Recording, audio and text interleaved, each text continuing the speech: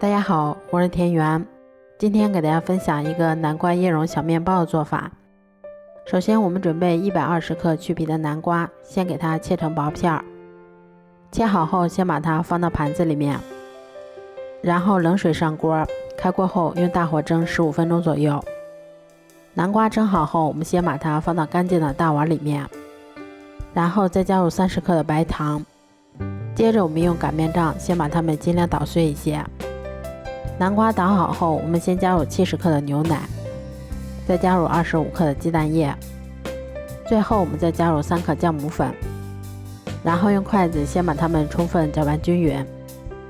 搅匀后，我们再少量多次的加入大约280克的高筋面粉，然后用筷子先把它们搅拌成这种面絮状。接着我们先加入20克的玉米油，然后再下手把它们揉成像这种偏软一些的光滑面团。揉好后再给它盖上保鲜膜，让它常温醒发至2倍大。像这样体积明显变大，我们的面团就已经醒发好啦。接着我们把它移到面板上，先给它折叠几下，排出里面的空气，然后再用手先把它搓成长条，再用刀把它切成大小均匀的小剂子。我们取一个小剂子，先给它揉得细腻光滑一些，然后再用手把它轻轻的搓圆。都做好后，把它们依次放到铺有硅油纸的烤盘上面。